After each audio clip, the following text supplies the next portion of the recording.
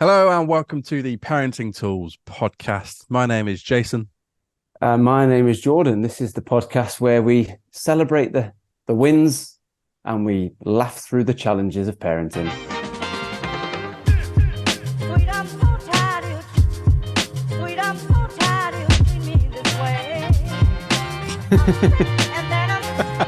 So, Jord, tell me what's been happening. So fresh one, this one. Straight in. So from what I hear from older parents, trapping your children's fingers in a door is like a rite of passage. It's going to happen at some point. And it happened to us yesterday with our son, who's 3.5. We were at my in-laws and we just heard the screams. He trapped his fingers in a cupboard door. Well, it's a full-on door. It was a wardrobe upstairs, not a cupboard door. It was a wardrobe door. But it's kind of like one of those wardrobes that's built into the wall. So it's a full-on house door. He got his fingers trapped. And the screaming and the crying was, bless him. I felt so sorry for him. He was crying for such a long time. And his fingers it's only one finger. It's quite purple. His nail is obviously black. I suppose the only win is that it was his nana that did it, or that was with him. So it wasn't me or my wife. So we don't carry that guilt. But yeah, it wasn't nice. So that was, not good. It's horrible when they hurt themselves, isn't it? Like today, again, this is fresh. I think I already texted you about it just before we came to record the podcast. Bedtime routine. We have a little dance before bed. And my daughter decided to jump off her bed. It's not high, but it was still high enough for her to jump headfirst into my knee.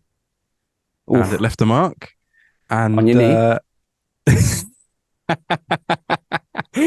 Her cheek. Honestly, I was so devastated. And what rubbed it in, what made it so much worse, is that when she went to jump again off her bed, she was fine to, she went, "Daddy, you stand over there. I don't want you to hurt me again." Oh. It's like, you better not tell anyone that. It sounds like I'm kneeing you in the head.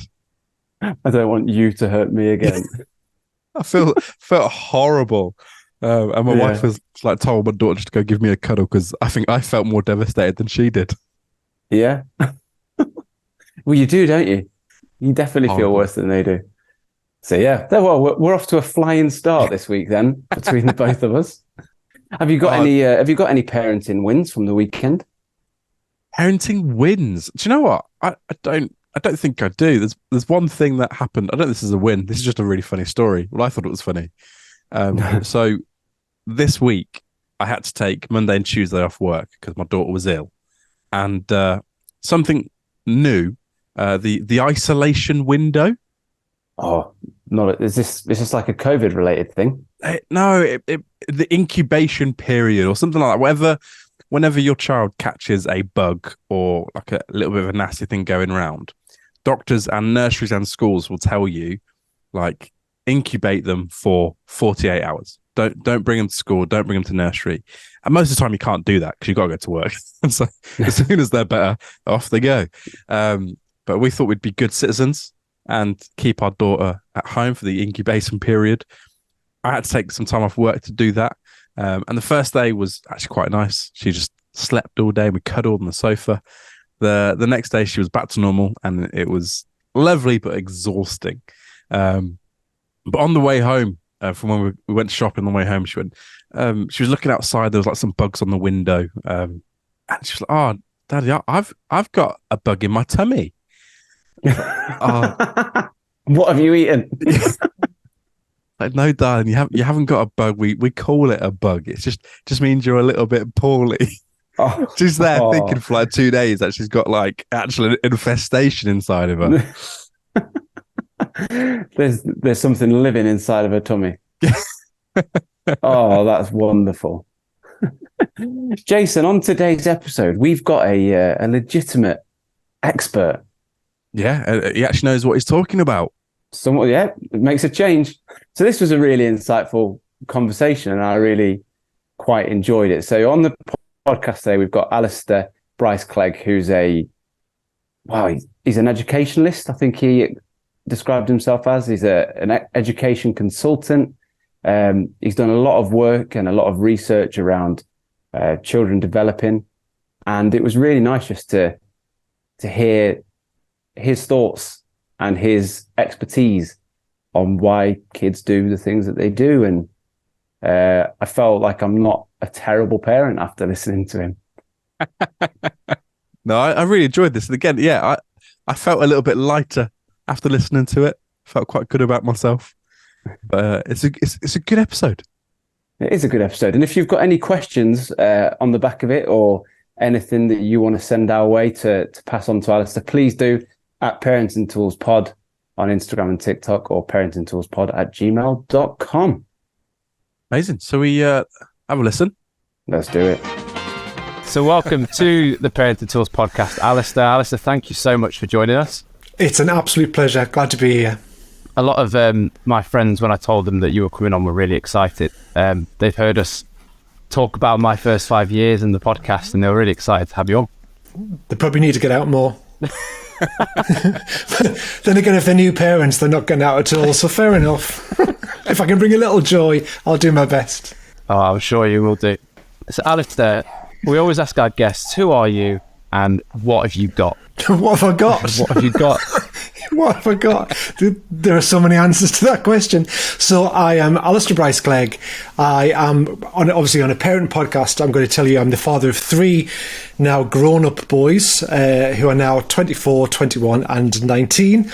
And I have got a 35-year career in early childhood and early childhood education. So started my life as a reception class teacher, and then worked my way through various schools in various areas, became a head teacher for 10 years, opened an early years unit in the northwest of England, and for the past 15 years have worked as an early years consultant, travelling, fortunately, all over the world, working with people who are working with children. So working with children has been kind of my life and my career, and then I had 3 of my own just to test out the theory, really.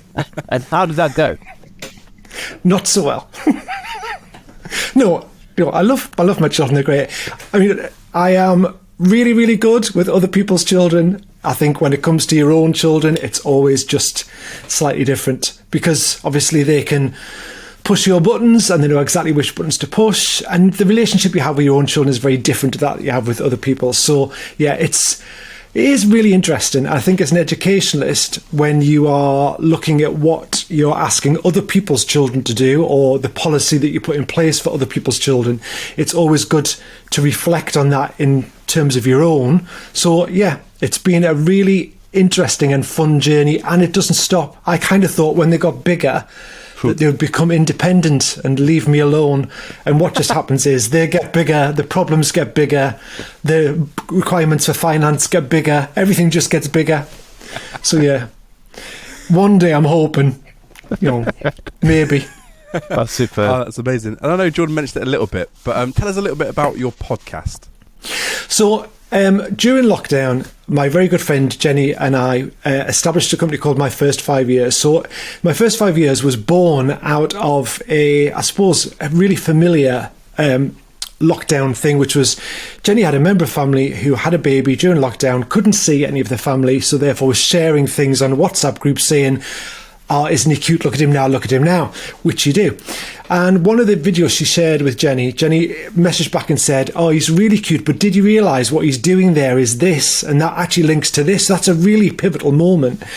And the mum messaged back and said, "Oh my goodness, I never would have known that. I just assumed he was just being cute. That's amazing. Tell me more. Can I send you videos all the time?" So we had a conversation where we said, if we could give parents even just a small amount of the kind of early childhood knowledge that we've got about child development, it would really help them to see parenting differently. Because a lot of the things as a parent, you don't know that you don't know. Of course you don't. And often we think about the big milestones because they're the things that stick in our head. They're the things that the books talk about. They're the things that all our friends talk about. And so, you get that, what we call comparanoia, where you're thinking, my child's not doing that yet, but that child is, or my child hasn't rolled over yet. I mean, my brother and I He's 2 years older than me. We ended up having children very close together just by chance 20 odd years ago. And my mum was really bad for saying, oh, Gareth's eldest is doing this and he's sitting up now and I see yours isn't sitting up. And that was like my mum, who's supposed to love me, was kind of saying, oh, see, David's doing these things. So that, and you do get it. And when we were in NCT group that we did with our first one, again, there's kind of 8 of you and you all have your babies quite close together and all you do is all the time compare about, should my child be doing this? And when you look at the child development, the kind of science behind it, the idea that by 3 months, every child will have reached that milestone, and by 2 years, every child will have reached that milestone, doesn't back up in terms of science. And the other thing about milestones, which I could talk about for ages, is sometimes they're based on 25% of children, sometimes they're based on 50% of children, and sometimes 75% of children. And sometimes the milestone in one country is different from the milestone in another country. But if somebody said to you, 75% of children are doing this by the time they're this age and your child isn't, you might feel a bit like, should there be? But if somebody said, oh, do you know what, a quarter of children still aren't doing that by this age, it's exactly the same statistic, just framed in a slightly different way. You'd be like, oh, if a quarter of children aren't doing it, what am I worried about? So my first 5 years podcast was born out of the My First 5 Years app, which you can download from the App Store, which is this idea that we want to try and give parents as much child development information as we can. We know that parents are time poor, so we try and do it in a way that's really succinct and it's really laser focused on where your child is in their development. So we don't do ages and stages. We don't talk about at 6 months you should be doing this. We basically say, tell us where your child is right now. We plot them in to a learning journey across 6 areas of development, and then we kind of guide you through, this is what's likely to be next, this is why it's important, this is what to look out for, and these are some activities that you can do with your child that will be really good fun but also really impactful for their development, just to try and make parenting a little bit easier and a little bit less stressful, because it is ultimately really stressful. Oh, that's so good. And that was one of the questions I was going to ask you about, the comparanoia sort of thing. When I first heard that on your podcast, it resonated so much. My daughter was born kind of 3 months early, and like, so we were obsessed with milestones and has she caught up, is she doing all these sort of stuff, and she's 2, nearly 3 now. We've kind of chilled out quite a lot on that. However, when you've got a newborn, or especially those first like couple years, it's so like all consuming of comparing my child to another child. And I suppose in a way some of it can be helpful because you're using it, like for us, we were using it to kind of go, oh, she's actually all right, let's just chill out a little bit. So comparison wasn't necessarily always bad, but it's when you're constantly comparing other kids and all their progression to each other. And that comparison against milestones is good if your child's achieving. And things like talking, for example, can occur between anything from about 10, 11 months right up to 2 years. So there's a big gap between when some children start to talk and when some do. And our first child talked at about 11 months, like intelligible talk. And we and lots of other people would describe that as him being an early talker. And really, there's no such thing as an early talker. It was about he talked at this stage of development. Like, you know, one of my children walked at 11 months. Another one of my children didn't walk until they were 16 months. But they can both walk now, and they can both run, and they can both play football. So there's a massive gap. And as parents, we were panicky about the second one not walking until much later on. But actually, developmentally, it was perfectly typical and doesn't make any difference. Of course, there will be children who fall outside of typical milestone development, and they will need some support. But for the majority of children, for the majority of milestones, they will achieve them, but they just don't all achieve them at the same time. I think that's really helpful, because obviously especially if you've only had 1 or 2 kids, you don't really have any other frame of reference. And even if you've had 1 or 2 kids, yeah, you're very wise. Stop there, because we did have the accidental third, whom we love and wouldn't be without. But it wasn't a planned event. It was a 2 close together, lots of sleep deprivation, wedding anniversary, too much red wine, third child syndrome. So yeah, stopping at 2 can be a really good idea. But I mean, it is, and you do chill out loads. I mean, when we had our first, obviously we did all the stuff that you do, and we had big decisions about, do we send him to nursery or a childminder? And by that point I was a head teacher at the local school, so I had all the goss on who the good childminders were, and I had all the goss on, all that kind of stuff. So it's in quite a privileged position. So we went for our childminder Bev, who was just amazing and ended up looking after all of our children and Fee's sister's children and blah blah blah. But with our first one, we dropped him off, and we'd made food that was in little ice cubes, and we boiled down bone broth, and he had a little journal that we asked her to keep on a daily basis. All completely unrealistic stuff. By the time the third one came along, we were literally dropping them off on the doorstep in their pyjamas with a banana in their hand, saying, sorry, they haven't had breakfast. Sorry, we need to go.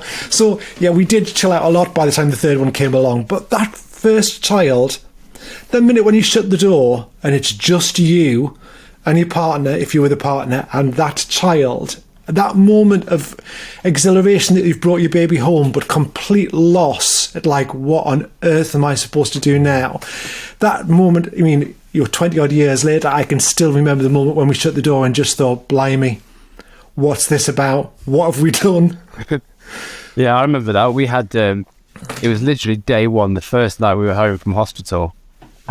We put him in his pajamas, we put him down in the cot next to the bed, as you do, and we sent pictures to our family saying, night family, turn the lights off, and he just started screaming. And we thought, this didn't happen last night. From our one night of experience we've got, this is different.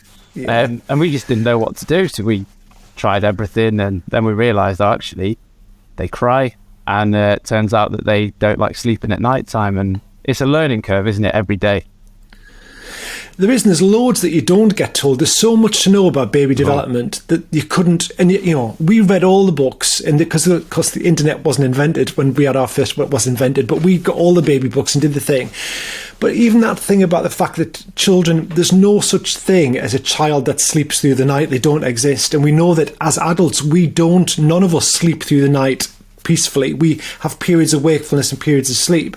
But also children are pre-programmed biologically not to sleep. So children who don't have lots of long, wakeful, noisy periods are the unusual children. But yet, the pressure on parents is, the thing people ask you all the time is, are they sleeping through yet? The most annoying question ever that's asked. And also, are they a good baby? And by good baby, they mean, do they sleep through the night? And actually equating good with sleep is really bad, because biologically your child is not programmed to sleep through the night, and often it can be until they're 4 or 5 years old. And if somebody had told us that, I mean, you might never have children, but if you were more prepared and thought, actually what is happening here is perfectly typical for early stage baby development, you wouldn't be beating yourself up or thinking, right, what program, what schedule, what can I download off the internet now that I can try to get my baby to sleep through? When they're developing that circadian rhythm of like when is day and when is night, that takes time. But also the size of their stomachs is such that they can't fill themselves full enough to get all the way through the night without being hungry. So there is, that thing you have as parents where you're like, why are they crying? I've checked their nappy, they don't seem to be hungry. Your children, as they're developing physically and cognitively, their brain is going through stages. Often they're called regressions, but usually they're progressions. It's where a child's brain's developing, or their body's developing, their bones are growing, their muscles and their tendons are developing. That will affect their sleep, and therefore they have more wakeful periods and more kind of angsty periods.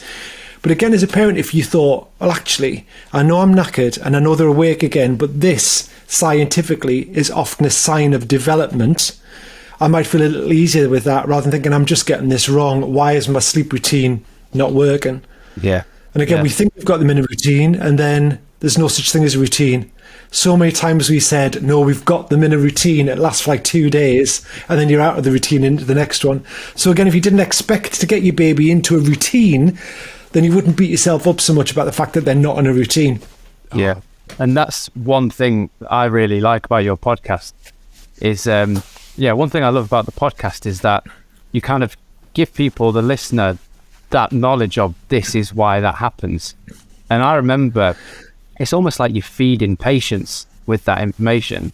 I remember listening to the one we talked about discipline and tantrums, and it was kind of like, this is why that is happening, rather than this is what you do to fix it. So when the next tantrum happened, I was a lot calmer because I knew the reason why. One thing that I want to pick up, Alistair, is that you use the term realistic parenting. And I've mentioned this on our podcast before, which I absolutely love. Are you all right just to explain a little bit about what you mean by realistic parenting?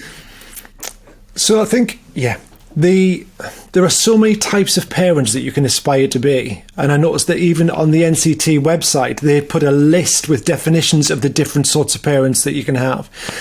And sometimes when you look into, or if you follow on TikTok or Instagram, a particular parenting trend, what I find is really bizarre is people can be quite vicious about, that's not an example of gentle parenting because a gentle parent would never do this. And parents are beating each other up around what's being a gentle parent and what isn't. And actually being a gentle parent, for example, is more about you than it is your child. It's about your style of parenting. So what you aspire to be as a parent. And sometimes the idea that you will, as a human being, be able to fit into that box and adhere to all the mantras of that particular sort of parent is just humanly unrealistic. So when we talk about realistic parenting, what we mean by that is some days you will be amazing. You will be thinking, I am God's gift to parents. That's why I was put on this earth. Go, let us have 16 more babies because I am really good at this. And then other days you will think, I wish I had never drunk that final glass of wine. Why did we ever do this? My life is miserable. I'm tired. I've got no money in the bank. Nothing seems to be working with my child. They're literally playing me on an hourly basis. And so realistic parenting is about saying we are human beings, and therefore if you aspire to be the best parent you can be, that's brilliant.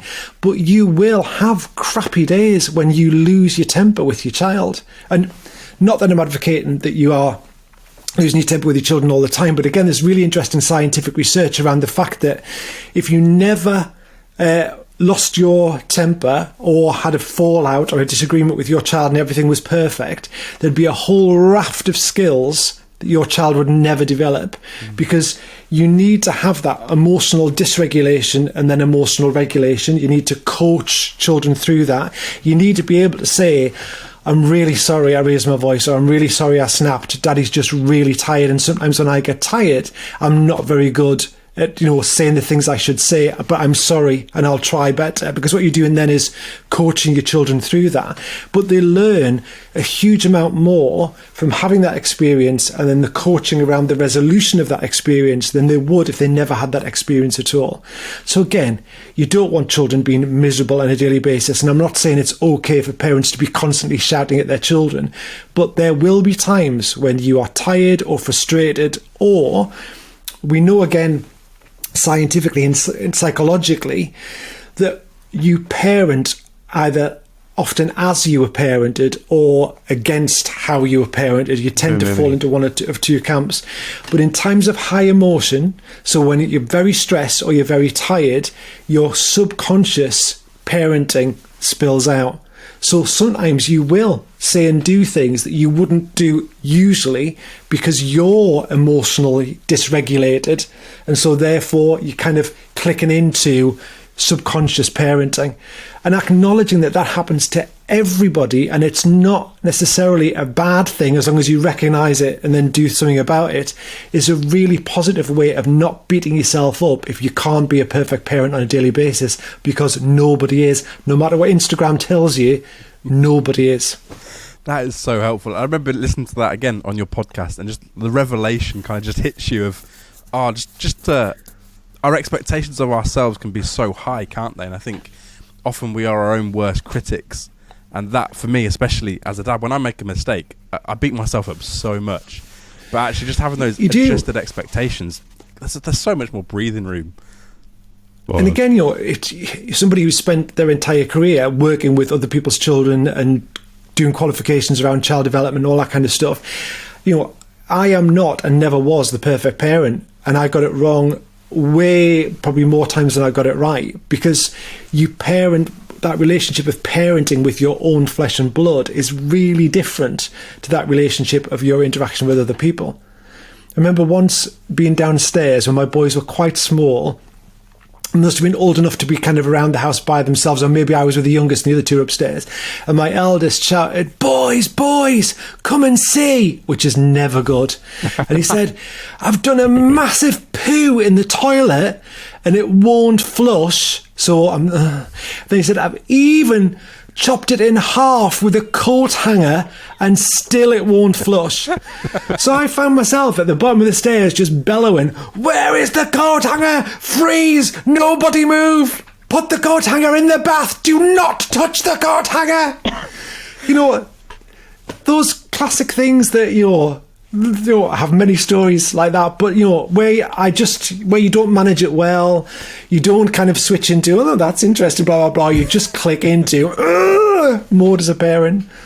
So we all do it. It's so helpful, because the thing that's like you see a lot, especially the trending of gentle parenting, and that was one of the questions I was going to ask you, but that puts into a much healthier, I think, frame of mind of the realistic versus the gentle, because a lot of people are just arguing around like what actually is gentle parenting. So actually putting it in with realistic parenting helps, for me anyway, puts it in a more healthy kind of frame of mind. And I think that there will be benefits to lots of different types of parenting. And I think the idea that as parents, we are even thinking about how we parent is really important. But I think it's also dangerous to try and get lost in the labyrinth of, am I reaching the standard of a particular parenting type?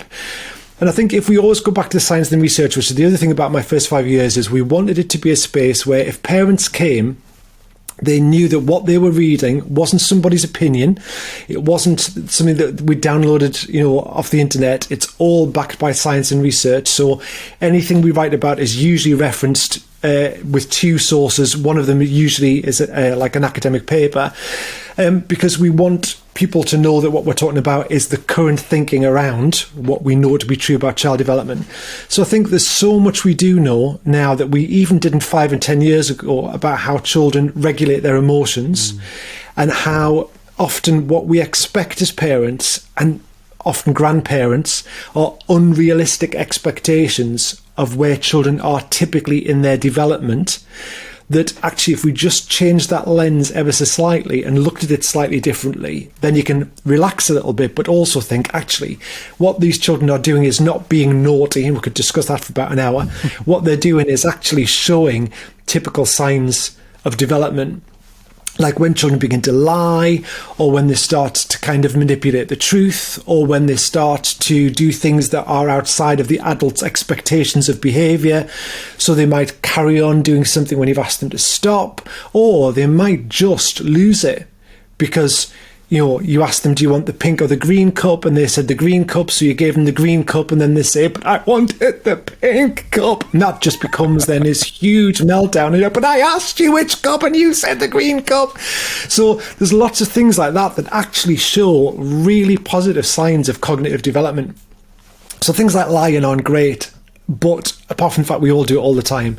And I think lying is something that just oils the wheels of society. So we will say things like, oh, I love your jumper, or thank you for my Christmas present, Grandma, I love it, when you clearly don't. But the ability to lie for children, when you're little, you think that everybody thinks exactly the same as you do. It doesn't occur to you when you're really little that people know things that you don't know, or that you know things that people don't know. And when you make that realization that actually I know something and you don't know it, and I can tell you something about it and you won't know whether that's right or not because you don't know what I know, that's a lie, basically. But what it also is a massive shift in your child's cognitive ability to think. So their brain processing's got even better and even greater because they've now got what's called the theory of mind. So I know that what I think is different from what you think. And then they use that and they test it out in these little lies that they tell. So I think around things like lying, which is a whole podcast on its own, I think what you've got to do as adults is it's unrealistic to say to your children, we will never tell lies, because also children aren't daft and they will see you telling lies all the time, even if they're just little white lies. But it's about that regulation between what's a lie that's really going to hurt somebody or that is damaging, and what is a socially acceptable lie. And that, as parents, is a really interesting conversation to have with your partner, if you've got a partner, around how you talk and what you talk about. There was an interesting report the other day about how do smart speakers make children rude? Because there was some research that said smart speakers are making a whole generation of children who are really rude, like there's a whole generation of children that speak like Peppa Pig. But the thing with a smart speaker is when you say to a smart speaker, whatever, play Harry Styles, you don't say, please play Harry Styles on the smart speaker, thank you very much, Alexa, or whoever your smart speaker is. And the smart speaker does exactly what you ask it to do. So children who are beginning to learn language acquisition and structure of language will hear you say, Alexa, what's the weather? And Alexa answers. And so they will say, Daddy, get me a drink. And then you're like, pardon, where's your manners? But actually, it's just that they are like little sponges and they're just hearing the language that we use, the way that we use it. It's why little children will swear, because they hear. It's in the ether. It becomes part of what they say. So as parents, we've just got to be, A, more polite with our smart speakers, but B, just that awareness of what you say and what you do, they will copy because you are their point of reference or their primary point of reference. Oh, it's so funny. I think we've spoken about this before on the podcast. Of we had to change how we spoke to Alexa because my daughter was getting angry at like the incompetence every time it got something wrong. But even as you were just saying that, it was about like we noticed, and probably me and my wife didn't really even talk about this or recognize it, but as you've been speaking, it's kind of just clicked. The moment that we realized that my daughter could begin to lie, we saw that as a step of like, oh, she's getting more intelligent now. We took it more as a positive thing. But we started framing it when we were talking to her about it, instead of saying, oh, you're lying, it was more, are you pretending rather than are you lying? And I think it was just something subconsciously for me and my wife of going, we don't want to kind of bring the negative side out of this because this seems like a positive development. And so we've she knows what it is now because we talked about it, but it's more of that, for us, we're trying to not put her off from developing that part of her brain. I know she'd be fine anyway, but it was just for us just subconsciously trying not to make it negative. And also we know that to actively manipulate, so to try and emotionally manipulate another human being is quite an advanced skill. So children who are just beginning to experiment with the concept of truth or the fact, the theory of mind bit about I can say something that I know that you don't know, what they're very unlikely to be doing is actively trying to manipulate you emotionally. They're just practicing with this new skill that they've learned. So sometimes we give our children greater credibility for actually being way more manipulative than they actually are. All they're doing is just rehearsing and practicing because it's something new and something that they can do. So sometimes as parents, and we all do it, you frame what your children do, and especially the stuff that you find more negative, you frame that in a particular way because you feel it more emotionally as a parent. But actually, there's often very little malice in the things that children do. It's just about rehearsal. Yeah, and I think that's what we tried to recognise, that we didn't think that she was being malicious in what she was doing, but it was it comes into the values thing, doesn't it, of how where are we now defining values? Much earlier than I thought, to be honest. I didn't think we'd happen to be thinking about this now when she's 2. But it's just so fascinating. Well, it is. It's like when they can smear lipstick all over their face or whatever and have it in their hand, and you'll say, who did that to you? And they'll go, it wasn't me. I didn't do it. Or who drew on the wall? It was. And what they're not, it's about their cognitive process. They're not at the stage of development where they can say, I know that I did that. I know there are consequences for doing that, so I'm going to lie and say I didn't do it. They're not that advanced yet. This is just about the early stages of emotional response, cognitive response. And yeah, it's, again, when it's somebody else's child, you stand back and you watch it and go, oh, that's fascinating because look, you can see that and you can see that. When it's your own child, you're like, well, why are you lying to me? I can see it's in your hand. You did it. But I mean, that's why I've made a career out of it, because I genuinely find early child development is so fascinating. There is so much to know, but that early brain development where they are literally laying those foundations is just fascinating. But also, as adults, we can't remember what it was like to form those early concepts. So we bring to their development an adult view, and often that adult view is a little, or takes them further down the journey than they're actually on. And sometimes it's about saying, actually, if I just reframe this ever so slightly and look at this as development, then I'll see it slightly differently. Yeah, that's awesome. Alistair, one thing that we do when we have guests on and experts like yourself, we get a bit selfish and we just ask questions about the things that we want to know at the minute. Fair enough. So one thing that I've noticed, so I've got 2 children. I've got a 1.5-year-old and a 3.5-year-old. So they're both toddlers, but both very different stages of toddlers. I've always been all right with tantrums because I just think they can't speak, they can't regulate, they can't get across what it is they need to say. So I've been very patient. One development recently is that thing of my 3.5-year-old. We were in the car and he was kicking the seat in front of him. And he's at the age now where he can understand. I looked at him and I said, "Can you stop kicking the seat, please?" He carried on. I said, "Please stop kicking the seat." He carried on. So a bit more sternly, "I'm asked you to stop twice. I want you to stop kicking the seat." And he looked me dead in the eye and he kicked the seat. Now, for me, that was a new thing where I thought, that isn't just he's young and he can't regulate. He knows exactly what he's doing. What's going on there? Yeah. Well, get used to it because there's a lot more of that to come. There's been a lot since then as well. Yeah, and fundamentally, when you are a little human being, and, well, there's loads of things, ultimately it's usually about power and control. So when you have a realization, so like when we have little children and we wash them and we dress them and we feed them and we put them down, then they get to a point where they realize that actually they can begin to say no, or if they can't articulate no, they can begin to show no. And again, that's their brain development in terms of they are taking a bit of the power and away, and it's not a manipulation, it's not that advanced, but they're experimenting with the fact that they don't have to stop when you say stop. An interesting little trick to try is rarely say please to children if you're trying to get them to comply with something, because please gives them an option. It's a request. So if you request, they can always say no. If you say thank you, so stop kicking the seat, thank you, and they are used to that level of language acquisition, then thank you is a kind of conclusion, and you would say thank you when somebody's actually stopped doing something or given you what it was that you want. So sometimes that can help, just the language that you use. But if they are having a little power game, distraction's a really good thing to try and use, because if you're also driving in there in the back of the car and they're kicking the seat in front, you can't be next to them. But trying to do rather than saying stop what you're doing, shall we play a game? The other thing that's really common is when you name a particular action, you are consolidating it in their head. So if I said to you now, don't think about pink elephants or don't think about chocolate, all you're doing is thinking about chocolate. So if you say don't kick the car seat, you're literally reinforcing the action of kicking and what you're going to kick.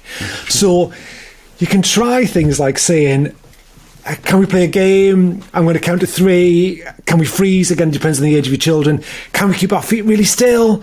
And you make it as I'm not going to say stop kicking the car seat. What I'm going to try and do is use distraction to get you to think about something else and turn it into a game.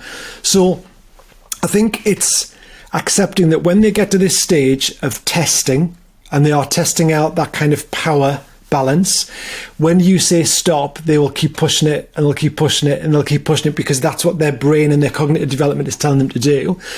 Rarely, and I think this is where sometimes parenting tips into, you either get very cross and then if you are then, and we've all done it, but if you're then literally, and I'm not saying you did, but if you turn around saying, right, stop, if you don't stop kicking that car seat, then it all escalates. You're showing emotional dysregulation.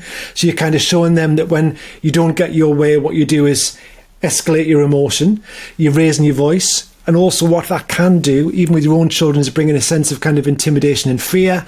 So you're then starting to get your parental control by making your children, to some degree, a little bit frightened of what might happen next, which can be a loud voice. It doesn't have to be anything other than that. So thinking about the fact that where they are in their development, it's not likely they're not going to say, do you know what? Now you've said it, I've reflected on my poor behaviour and I'm going to stop kicking that seat. Thanks for your heads up. They're going to keep pushing because they're testing the boundaries. So if we can deflect that behaviour, because we know that it's really unlikely for you to say stop it, and unless you're going to frighten your child, they're likely not to stop it. So let's try some different strategies that are around not naming the deed and planting it in their head, distraction, or making it into some kind of game or something different And ultimately, not backing ourselves into corners, which we do all the time as parents, by saying, if you don't stop that, then this will happen. Because especially if you're driving the car and they're in the back seat, what are you going to do? And you can't say, if you don't stop that, then when we get home, there will be no pudding or there'll be no treats. Because between now and home is an eternity in a developing child's brain. So when you are trying to behaviour manage, it needs to be as immediate as it can possibly be. Because otherwise, if time passes, everything shifts and they can't associate the action of the time with either the punishment or the reward. So it's really hard to do, but try not to make threats about this will happen if, and go more down the route of, can I distract? Can I redirect? Can I make this into something more positive rather than a negative experience? But again, dead easy for me to say when I'm not sat in the car with somebody constantly banging their feet into the back of my seat, which would give you the rage. It would absolutely give you the rage, especially if you're tired. Oh man, that was really insightful. Thank you. I was half expecting you to give Jordan's parenting a rating out of 10 there.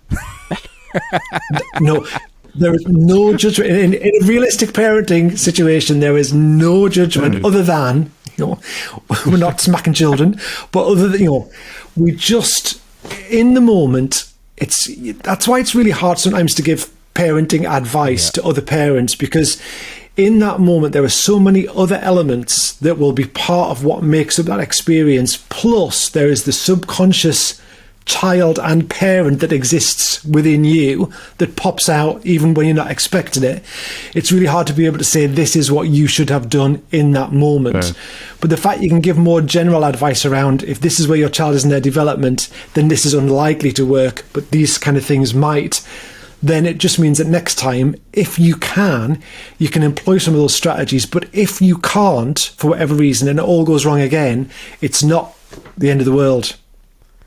Oh, that's amazing. Alistair, we could actually chat for hours. There's so many different topics that we could dive into. And even just, as Jordan said, bring all my own issues into the table. But just for our listeners, how can people follow you my first 5 years? How can people find all that content? So My First 5 Years podcast, you can find wherever you get your podcasts from.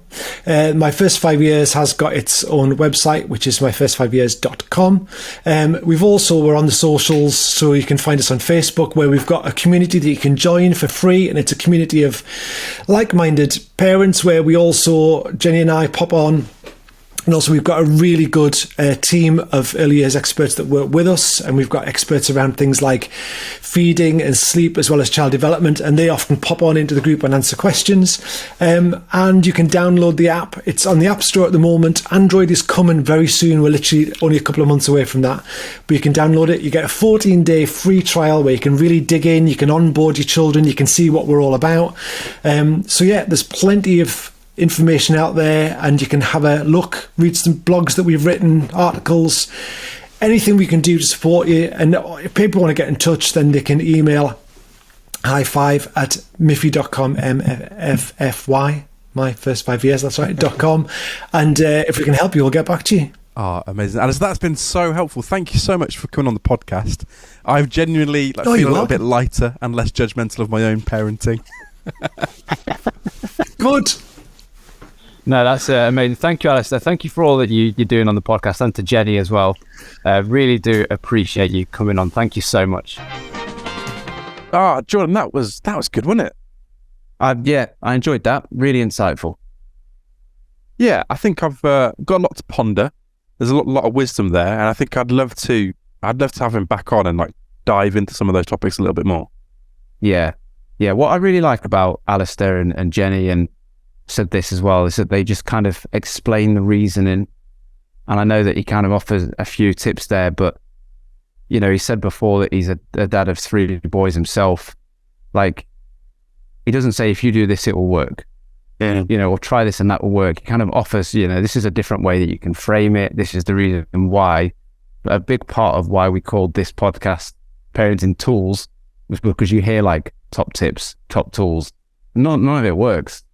And you've just got to be patient and try something else.